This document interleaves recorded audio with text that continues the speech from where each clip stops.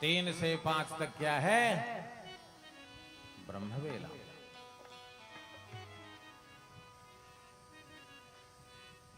ब्रह्मवेला को प्रातः काल कहा गया है, सूर्योदय को प्रातः काल नहीं कहा गया है। प्रातः काल कौन है? उत्तम तारक उपेता। जब भोर में आकाश में तारे दिखाई दे रहे हों, अब 1-2 घंटे के बाद सूर्य निकलेंगे, वो प्रातः काल है। उत्तम तारकोपेता मध्यम तारलुप्तका। अगर तारा आकाश में डूब गए तो प्रातः काल की संध्या मध्यम हो जाती है। अधमः सूर्य सहिता। अगर सूर्य निकल गए तो अधम हो गई। अधमः सूर्य सहिता प्रातः संध्या त्रिभिस्मृतः। अब इतने लोग यहाँ कथा सुन रहे हैं, माताएं सुन रही हैं, इसमें से 2-4 होंगी जो संध्या काल में पूजा पाठ करके संपन्न कर लेती है। लेकिन प्रयास करना चाहिए। और यही हाल सायंकाल का भी है। उत्तम सूर्य सहिता। जब आकाश में सूर्य हो वही उत्तम संध्या है। मध्यम सूर्य लुप्तका। अगर सूर्यास्त हो गए तो मध्यम हो गई। अधम तारकोपेता सायं संध्या भी स्मृता। सभी को संध्या करना जरूरी होता है। संध्यायनानुविज्ञाता। यह कहने से हम ब्राह्मण क्षत्रिय नहीं हो जाएंगे, वैसे नहीं हो जाएंगे कि हम ब्राह्मण हैं क्षत्रिय हैं वैसे। संध्यायनानुविज्ञाता संध्यायनानुपासिता जीवमानः भवे शूद्रः मृतः स्वाचाभिजायते। इसलिए संध्या करना। आज तो ये भी पता नहीं है, दिन में 4 पहर और रात में 4 पहर होते। क्या होता है? दिन में 4 पहर हैं और रात्रि में 4 पहर। इस समय 4था पहर लग चुका है। तीसरे पहर भोप नित्य जागा। महाराज दशरथ तीसरे पहर में जग जाते थे। तीसरा पहर मारे 3 बजे से लग जाता। भरत तीसरे पहर निस करत प्रवेश प्रयाग। कहत राम सिय हृदय अधिक अनुराग। अब आज जानते हैं, आज 2 बजे तक मोबाइल देख रहे हैं और 8 बजे तक सो रहे हैं। इनका क्या होगा जानते हैं? बोले उल्टा हुई है, उल्टा हुई है कह हनुमाना। उल्टा हुई है कह हनुमाना। मधुरम तोर प्रकट हम जाना।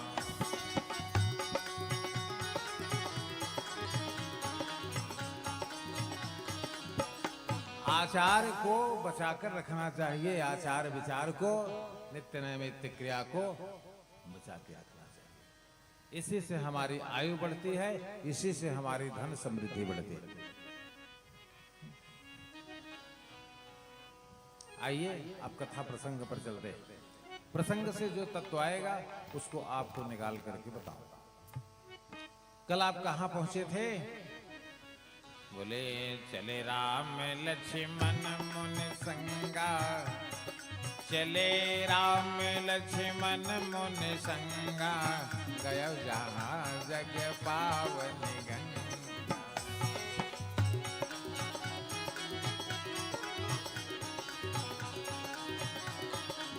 गंगा के तट पर महर्षि वाल्मीकि राम और लक्ष्मण के साथ मज्जन करते हैं। कैसे करते हैं? महर्षि विश्वामित्र ने सिखाया, पहले दंडवत प्रणाम करो, क्योंकि संसार में सबसे बड़ी नदी कौन है? इसके नीचे ही सब नदियां हैं, जानते हैं? बोले जिम नदियन में, बोले जिम नदियन में गंगा जी बड़ी है। जिम नदियन में गंगा बाजी बड़ी है। कुछ तुम लोगों को है, कुछ होश वास है कि नहीं है? केवल खाते हो, बस खाकर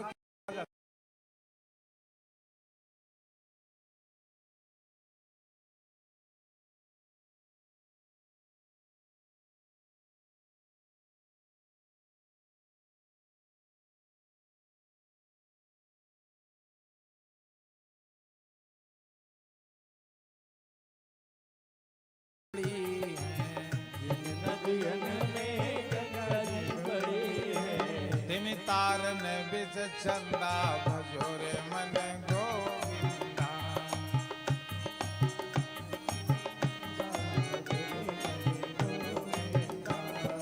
नटवर नागर नंदा भजोरे मन गोविंदा। नटवर नागर नंदा भजोरे मन गोविंदा। हाँ, नटवर नागर नंदा भजोरे मन गोविंदा।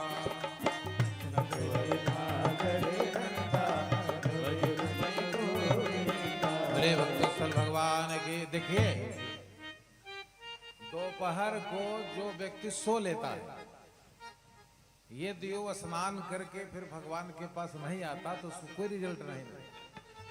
इसलिए इन लोगों को भी समझा रहे हैं, ये नहीं केवल आप लोगों को ही समझा रहे हैं। भोजन पहली बात तो एक टाइम करना चाहिए, ये उसका पालन नहीं करते। दोनों टाइम भोजन मिलना चाहिए, और दोनों टाइम भोजन करेंगे तो सोएंगे, तो सोएंगे तो फिर स्नान करो, स्नान करके फिर मंच पर आओ। बात समझ गए कि नहीं समझ गए? ऐसे वही है ना कि परोपदेश कुशल बहु तेरे, परोपदेश कुशल बहु तेरे, रे पालहि नर न घनेरे।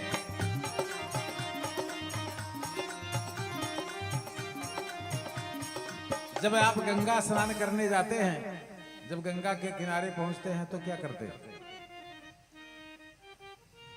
गंगा पहुंच गए तो क्या करना चाहिए गंगा को? अगर नहीं करते हैं तो रिजल्ट नहीं मिलेगा। आइए देखते हैं। बोले उतरे राम देव सरिहर, केनि दांडवत हरस विशेष।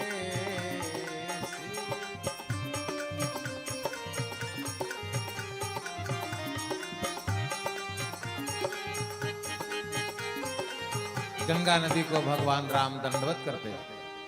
यद्यपि उन्हीं के नखमंडल से निकली हैं, लेकिन जब कोई आएगा स्नान करने तो किस प्रकार से स्नान करेगा उसको बताने के लिए कर रहे हैं। बोले लखना सचेवा से, इन्होंने भी दंडवत किया। बोले लखना सचेवा से करता प्रणामा, सबहि भांति पावत सुख रामा।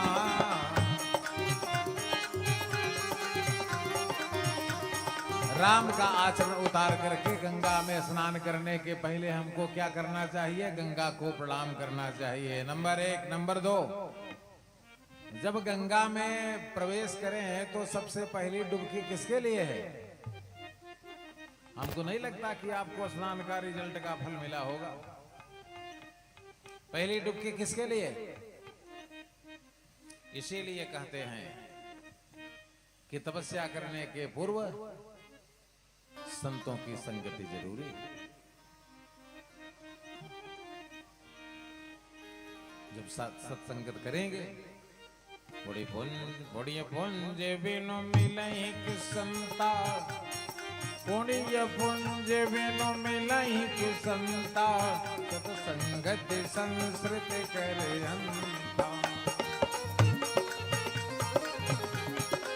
राजीव जी 6 बार डुबकी लगाएंगे तो 6वीं आपकी है। मत्स्य महापुराण माघ महात्म। पहली डुबकी किसके लिए है?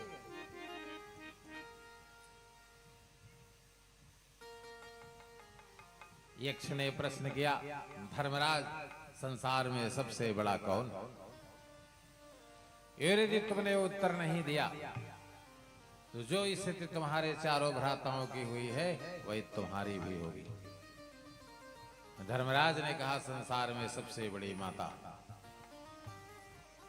इसलिए पहली डुबकी किसके लिए होगी? माता के लिए। दूसरी डुबकी किसके लिए होगी? आकाश में सबसे ऊंचा स्थान किसका है? पिता का। माता के लिए डुबकी लगाए, पिता के लिए डुबकी लगाए। अब जब तुम स्नान करने चल रहे थे तो पितर नृत्य कर रहे थे आकाश मंडल में कि जाएगा तो हमारा भी नाम लेगा और हम नरक से छूट जाएंगे। लेकिन ये तो अपनी गठरी देख रहा है, अपना चप्पल देख रहा है, अपना जूता देख रहा है। तीसरी डुबकी पितरों का स्मरण करके पितरों, समस्त पितरों के लिए 1,00,000 पीढ़ियों के लिए तीसरी डुबकी लगानी चाहिए। चौथी डुबकी परिवार के जितने लोग नहीं आए हैं, जितने परिवार के लोग नहीं आए हैं सबको मन में एकत्रित कर लो और इसके बाद डुबकी लगा लो। समझ गए? पांचवी डुबकी है 33 करोड़ देवता, 88,000 ऋषि महर्षि सप्तर्षि सबके लिए डुबकी लगाना। इसी में विश्व की कामना करते हुए पांचवी डुबकी लगाइए। पूरे विश्व के लिए हम स्नान कर रहे हैं। और तब छठवीं डुबकी आपकी है।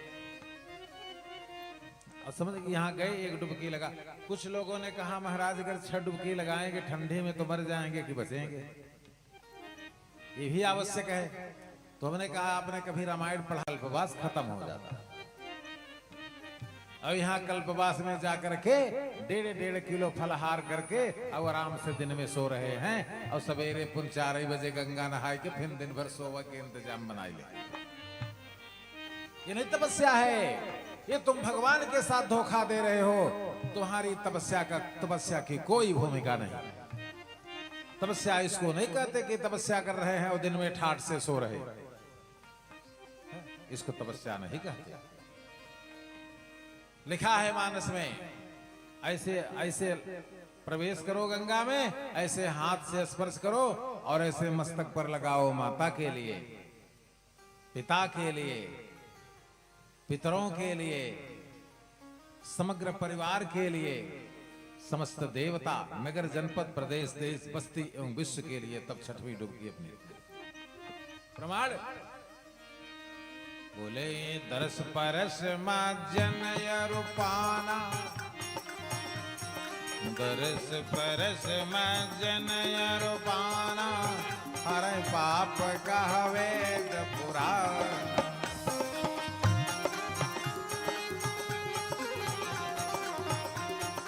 ये गंगा मैया हैं, तुम गंगा में स्नान करोगे यहां से लेकर हरिद्वार तक। अब तुम्हारा रिजल्ट कौन बनाता है? प्रयाग से लेकर हरिद्वार तक, प्रयाग से लेकर कलकत्ता तक, तुम जहां भी डुबकी लगाओगे तुम्हारा रिजल्ट, तुम कितने बढ़िया मन से डुबकी लगा रहे हो, रिजल्ट कौन बनाता है? बोले, जाना मर में हाथ प्रयागा। बोले तीर्थराज प्रयाग के, बोले जाना मर मन हाथ प्रयागा, मगर होए तुम्हारे अनुरागा।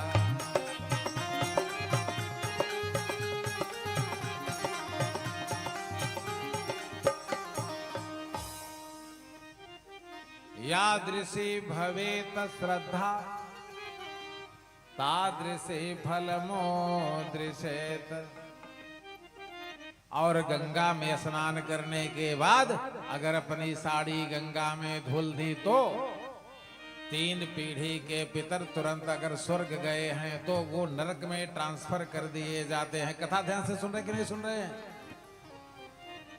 अगर गंगा में स्नान करने के बाद अपना कपड़ा गंगा में धोया तो स्वर्ग गए हुए 3 पीढ़ी के लोग नरक में ढकेल दिए जाते हैं। और फिर तुम्हारी जो है रसातल में जाने की लीला प्रारंभ हो जाती है, क्योंकि पितर तुमको ठीक से जीवित रहने नहीं देंगे, ये समझ लो।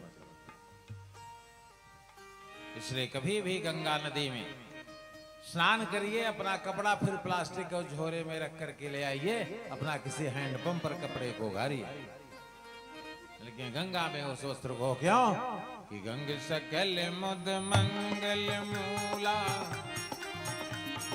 गंग सकल मुद मंगल मूला, सब सुख करने हरण सब सुख।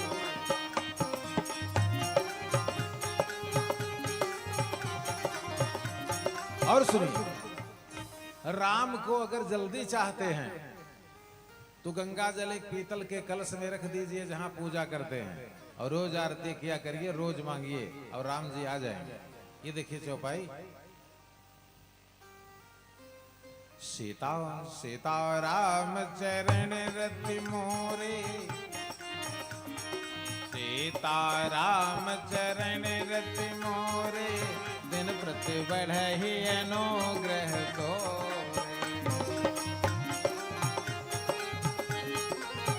दुनिया की कोई भी कामना आप गंगा मैया से मांग लो, गंगा मैया पूरा करती हैं। कैसे? सीता ने भी मांगा, पति देवर संग कुशल बहोरी, आई करब पूजा तब तो।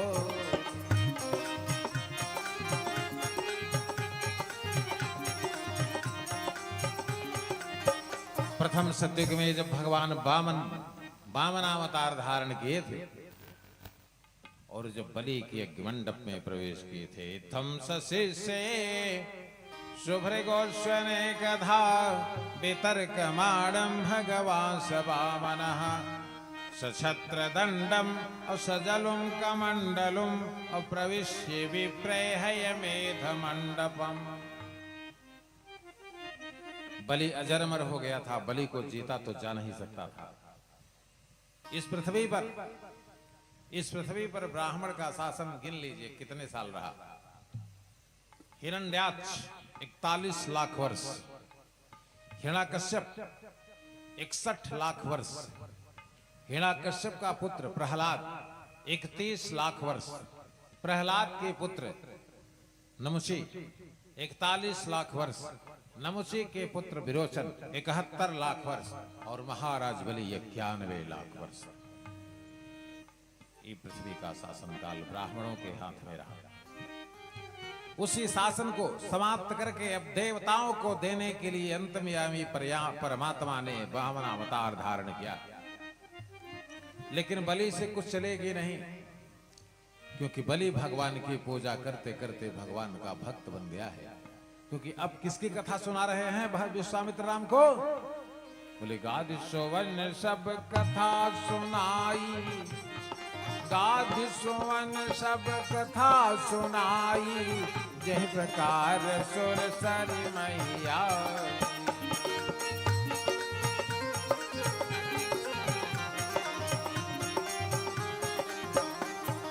बलि के यज्ञ मंडप में 31 लाख से अधिक आचार्य पाठ कर रहे थे।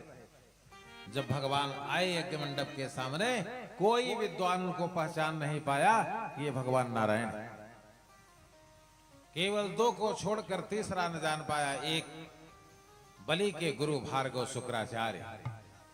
लेकिन उठने नहीं पाएंगे क्योंकि माला में सरस्वती को भेज दिया। माला जब सुमेरु पर्वत पर आएगी तभी शुक्राचार्य उठ सकते हैं, इसके पहले उठेंगे तो पूरे यज्ञ का सत्यानाश हो जाएगा। इसका मतलब समझ रहे हैं? माला जपते हुए व्यक्ति को बीच में बोलना नहीं चाहिए। आजकल तो ऐसे भक्त हुए हैं, रहिए जपते रहिए, माला चलती रहे, बताइए हमको। नहीं, आप मन में राम राम जपते हुए सीताराम राधे कृष्ण राधे राधे जपते हुए जा सकते हैं, लेकिन माला घुमाते हुए नहीं जा सकते। अगर कहीं लिखा हो तो हमको दिखा दीजिए। ये क्या है? हरित भूमि तृण संकुल, सोझ पर ही नहीं पंथ, जिमि पाखंड वादते, लुप्त भये सदग्रंथ। और इतने नहीं, कितने तो ऐसे हैं कि भगवान कृष्ण को भी लेकर घूम रहे, इनको लेकर के बाजार हाट घुमा रहे हैं। शर्म नहीं लगती? किसको लेकर जा रहे हो? ये कौन है? ये वही है ना कि जब यशोदा ने एक तमाचा मारा तो अंदर क्या देखा? जब माटी खाए थे तो अंदर क्या देखा? वही जो कौशल्या ने देखा था। दिखरावा मात ही निज अद्भुत रूप अखंड, रोम रोम प्रतिलागत कोटि कोटि ब्रह्मांड। उसको हाथ में झोला में लेके घूम रहे। शर्म नहीं लगती किसी को? ये तो तीनों लोग नहीं, अखिल ब्रह्मांड के अधीश्वर हैं। इनकी रक्षा हम आप कर सकते हैं कि जब घर से जाइए तो इनको बोल कर जाइए, प्रभु देखिएगा। जब तक हम नहीं लौट कर आते हैं तब तक आपकी ड्यूटी है। बोलो तो चलो भगवान के। हाँ, जब महर्षि वाल्मीकि के आश्रम में पहुंचेंगे तब आपको बता। आज 31 लाख विद्वानों ने भगवान को नहीं जान पाए, जबकि इतने दिन से कर्मकांड कर रहे थे। लेकिन बलि और उनकी पत्नी विंध्यावली ने, महर्षि विश्वामित्र ने कहा, दोनों उठकर खड़े हुए। और बलि ने अपनी पत्नी विंध्यावली से कहा, विंध्यावली अब यज्ञ बंद हो जाएगी। विंध्यावली ने कहा, क्यों? कहा, अंतर्यामी परमात्मा आ गए। इसी बलि ने भगवान को 3 डग पृथ्वी देने का संकल्प ले लिया था और 2 डग में ही संपूर्ण ब्रह्मांड को भगवान ने नाप लिया था। यही पैर, जब दाहिना पैर भगवान का जब ब्रह्मलोक तक पहुंचा तो ब्रह्मा ने भगवान के अंगूठे को धो करके अपने कमंडल में डाल लिया था। वहीं से कौन निकला था? निकले प्रभु के पद पंकज से, तब ब्रह्म कमंडल आय गिरी है। छोटी है ब्रह्म कमंडल से, शिव शंकर शीस जटा में गयो है। क्योंकि गंगा ने कहा, ब्रह्माया भगीरथ की तपस्या से प्रसन्न होकर मुझे छोड़ रहे हैं, मैं पापियों के घर जाना नहीं चाहता। पापी मेरे अंदर स्नान करेंगे, इसलिए मैं पूरी पृथ्वी को रसातल में न लेकर चली गई तो मेरा नाम गंगा नहीं। छोड़िए, आप देखते हैं पृथ्वी रहेगी कि नहीं रहेगी। वो गंगा है, समझ लो। निकली प्रभु के पद पंकज से, तब ब्रह्म कमंडल आय गिरी है। और छोटे हैं ब्रह्म कमंडल से। महामहिमा भगवान शंकर ने कहा, गंगा तुम अपने तीव्र वेग को बना कर आओ। तुम्हारी यही धारणा है ना कि पृथ्वी रसातल में चली जाए, हम तुम्हें कैलाश से आगे नहीं बढ़ने देंगे। शिव शंकर शीस जटा में गयो है। और शिव शंकर शीस जटा में गयो, तब भागीरथी तप कीन्ह महा है। तब आई गिरी धरनी तल पे, और सब पापक पुंज पहाड़ दहा है। और कवि केशव दास विचारी कहें, वसुधा में सुधा रस जात बहा है। गंगा मैया की जय। गंगा माँ के विविध महात्मा को बलि के यज्ञ मंडप की संपूर्ण कथा बताते हुए गंगा के आगमन की कथा भगवान श्री राम को सुनाई। और अब क्या होगा? अब संध्या संध्या समय जानी रघुराई, संध्या समय जानी रघुराई, लेन प्रसोन चले दो भाई।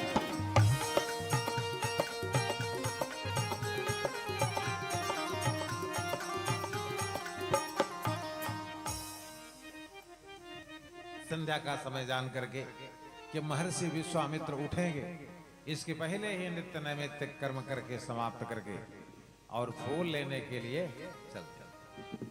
अब फूल लेने जब जा रहे हैं तो कैसे फूल लेंगे इसको देख लीजिए। चौदिसी चितई पोष माली गन, चौदिसी चितई पोष माली गन, लगे लेन गल फूल मुदित।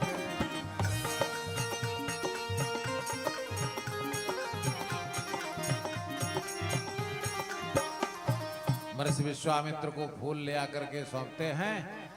और अब इस बीच उन लोगों को इच्छा है कि जनकपुरी विधिवत देख करके आए। तो लखन हृदय लाल अभिषेक अपने नहीं कह रहे हैं, लक्ष्मण को लगा रहे हैं। बोले लखन हृदय लाल विशेषी जाय जनकपुर आई दे। प्रभु भय बहुरी मनहि सकु चाहि, प्रभु भय बहुरी मनहि मुसु चाहि, प्रगट न काहि मोने सकु चाहि।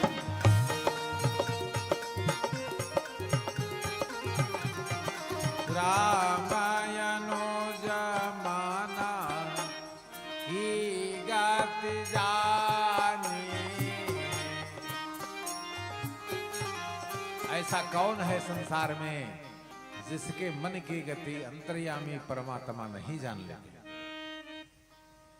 देख लीजिए, सती ने एकदम करेक्ट सीता का रूप बनाया था, 1 इंच आगे पीछे भी नहीं था। लेकिन सती कपट जाने सुर स्वामी, समदर्शी प्रभु अंतर्यामी।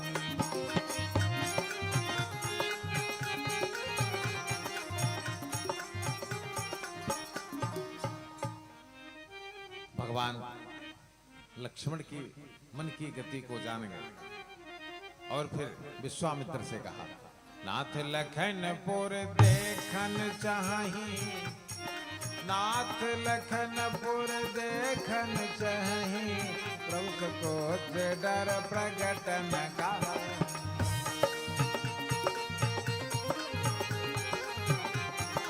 विश्वामित्र ने क्या किया, जाय देखिया वहु नगर, सुख निधान दो भाई, करहु सफल सबके नयन, सुंदर बदन दिखाई।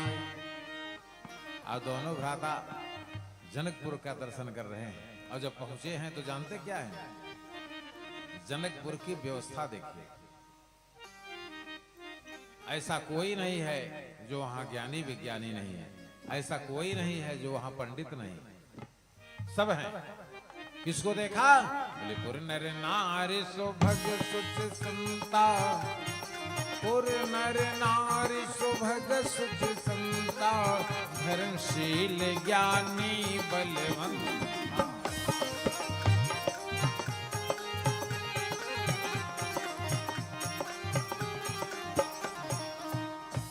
धाये धाम धाये धाम काम सब त्यागी,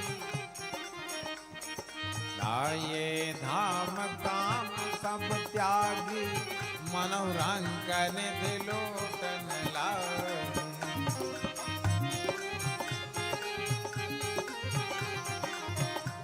और देखिए संस्कार जनकपुर का देखिए, जो बहुएं अभी 1 महीना 2 महीना 3 महीना पहले आई थी या 6 महीना पहले आई थी, उनको बाहर निकलने का अधिकार नहीं है कि मन करे तुरंत मोटरसाइकिल पे बैठ के चली जाए कानपुर, जहां मन करे वहां चली जाए। नहीं, हमारे आर्ष ग्रंथ और भारतवर्ष का संस्कार है, आर्यावर्त का क्या, जब तक बहुओं को बेटे बेटियां नहीं हो जाती थी तब तक वो बाहर। देख लीजिए जनकपुरी का संस्कार, युवते भावना झरोखा लागी,